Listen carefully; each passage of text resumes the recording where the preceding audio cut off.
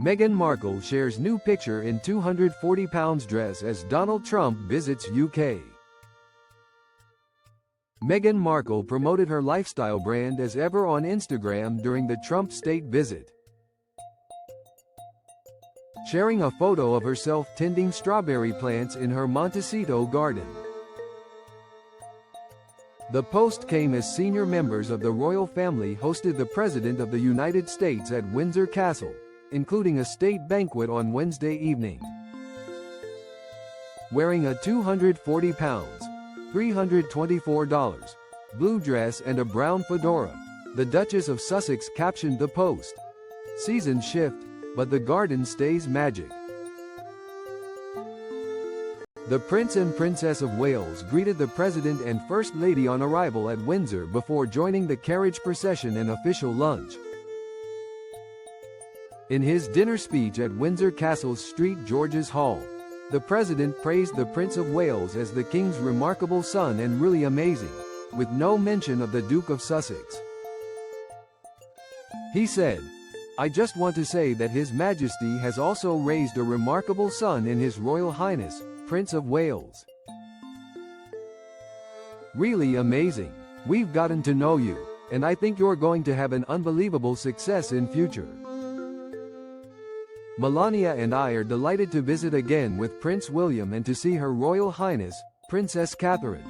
So radiant and so healthy, so beautiful." He also said of the King, "He has uplifted the poor, cared for rural farmers, and tended to wounded veterans like nobody else."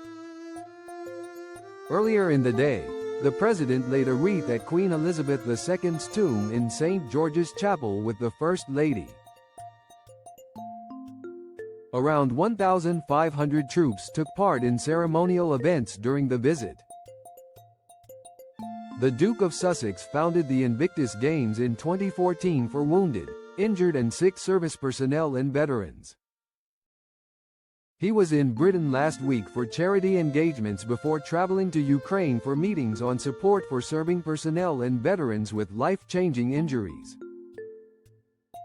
The President and the Sussexes have previously clashed. In 2016, Meghan, then an actor in Suits, called him misogynistic and divisive and expressed support for Hillary Clinton. In 2019, he described her as nasty in an interview ahead of his UK state visit, later adding, "I wasn't referring to her as she's nasty. I said she was nasty about me. And essentially, I didn't know she was nasty about me. So, I said, but you know what? She's doing a good job. I hope she enjoys her life," he added. In 2020, after the couple spoke about hate speech, misinformation, and online negativity during the U.S. election year, he said at a White House press conference about Meghan, "I am not a fan of hers, and wished Harry a lot of luck, because he's going to need it."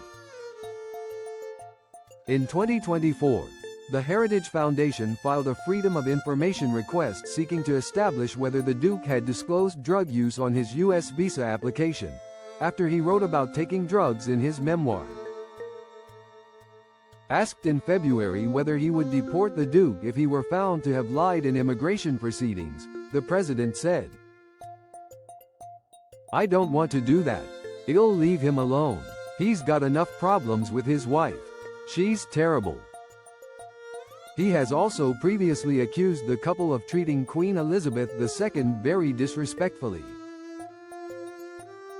At Windsor on Wednesday night, the President described his second state visit to the UK as a singular privilege, adding,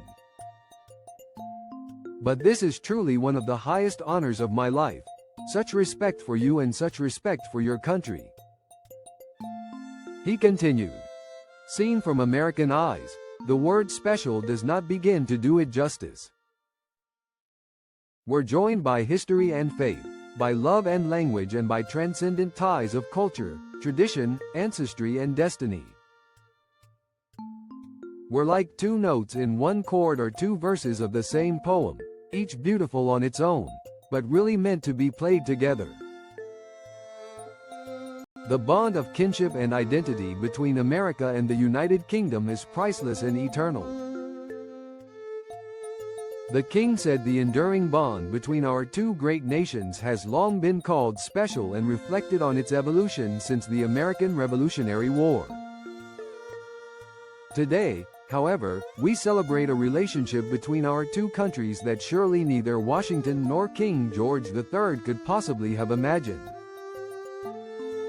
The ocean may still divide us, but in so many ways we are now the closest of kin.